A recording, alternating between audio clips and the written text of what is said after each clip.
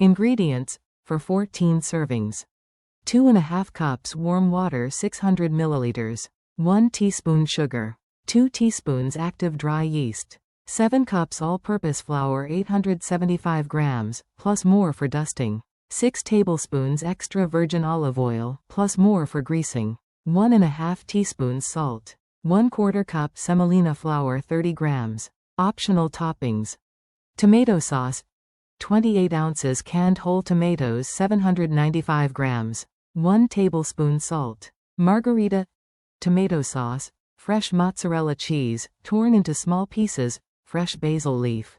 Preparation: bloom the yeast by sprinkling the sugar and yeast in the warm water. Let sit for 10 minutes until bubbles form on the surface. In a large bowl, combine the flour and salt. Make a well in the middle and add the olive oil and bloomed yeast mixture. Using a spoon, mix until a shaggy dough begins to form. Once the flour is mostly hydrated, turn the dough out onto a clean work surface and knead for 10 to 15 minutes. The dough should be soft, smooth, and bouncy. Form the dough into a taut round. Grease a clean, large bowl with olive oil and place the dough inside, turning to coat with the oil. Cover with plastic wrap. Let rise for at least an hour or up to 24 hours. Punch down the dough and turn it out onto a lightly floured work surface.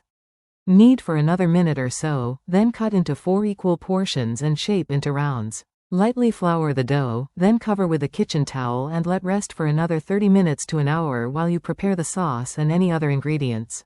Preheat the oven as high as your oven will allow, between 450 to 500 F 230 to 260 C.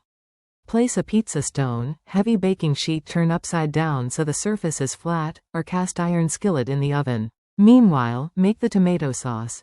Add the salt to the can of tomatoes and puree with an immersion blender, or transfer to a blender or food processor, and puree until smooth. Once the dough has rested, take a portion and start by poking the surface with your fingertips, until bubbles form and do not deflate. Then, stretch and press the dough into a thin round. Make it thinner than you think it should be, as it will slightly shrink and puff up during baking. Sprinkle semolina onto an upside-down baking sheet and place the stretched crust onto it.